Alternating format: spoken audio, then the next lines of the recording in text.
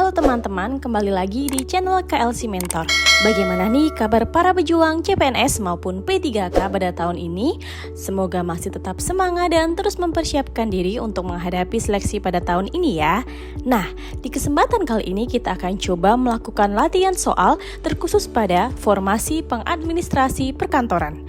Untuk melihat sejauh mana sih kesiapan teman mengikuti seleksi CPNS maupun P3K pada tahun ini. Oh iya, sebelum kita mulai, bagi teman-teman yang mau mempersiapkan diri lebih intens, KLC Mentor Team telah menyiapkan beberapa file materi, soal atau kuis latihan maupun tryout. Nah, bagi teman-teman yang berminat, silahkan menghubungi nomor admin di kolom deskripsi video. Oke, baiklah, tanpa panjang lebar lagi, kita langsung masuk ke soal yang pertama. Ruang lingkup tugas administrasi perkantoran mencakup hal berikut kecuali titik-titik. A. Pengelolaan kearsipan. B. Penyusunan anggaran belanja pegawai. C. Pengaturan surat menyurat. D. Penyusunan laporan administrasi. E. Pengaturan jadwal kegiatan kantor. Jawaban B. Ruang lingkup administrasi perkantoran mencakup kegiatan seperti pengelolaan kearsipan, pengaturan surat menyurat, penyusunan laporan, dan pengaturan jadwal kegiatan.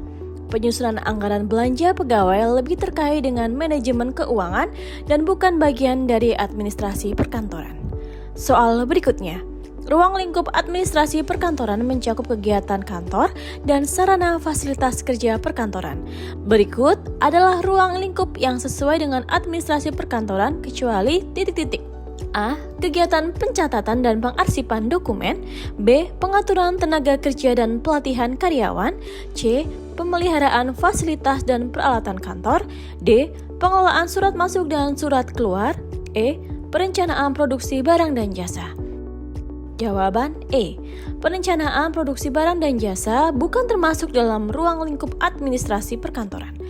Ruang lingkup administrasi perkantoran mencakup kegiatan yang berkaitan dengan pencatatan, pengarsipan, surat menyurat, pemeliharaan fasilitas, dan pengelolaan kegiatan kantor. Perencanaan produksi lebih berhubungan dengan kegiatan operasional di bidang manufaktur dan industri. Soal berikutnya. Berikut ini yang termasuk jenis naskah dinas kecuali titik-titik. A. Naskah dinas arahan. B. Naskah dinas korespondensi. C. Naskah dinas khusus. D. Naskah dinas umum. E. Semua benar. Jawaban D.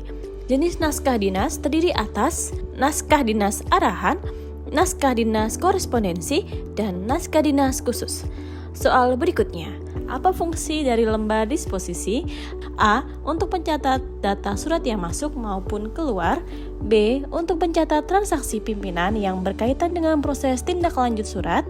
C. Untuk menaruh surat dan berkas. D. Untuk mengirimkan surat rahasia. E. Untuk mencatat tanggal pengiriman surat. Jawaban B. Lembar disposisi digunakan untuk mencatat instruksi atau transaksi pimpinan terkait dengan tindak lanjut surat yang diterima. Lembar ini biasanya digunakan pada pola sentralisasi. Soal berikutnya. Proses pengelompokan surat berdasarkan alamat yang dituju atau jenis surat setelah surat diterima disebut A. Penyortiran surat. B. Penerimaan surat. C. Pencatatan surat. D. Pengarahan surat. E. Penyimpanan surat. Jawaban A. Penyortiran surat adalah tahap pemisahan surat berdasarkan alamat yang dituju atau jenis surat. Penyortiran ini dilakukan agar surat dapat didistribusikan ke bagian yang tepat. Itulah tadi beberapa contoh soal terkait formasi pengadministrasi perkantoran. Bagi teman-teman yang ingin lebih intens mempersiapkan diri berdasarkan soal terbaru, silakan hubungi nomor yang tertera di kolom deskripsi video. Sekian dan terima kasih, sampai jumpa di video berikutnya.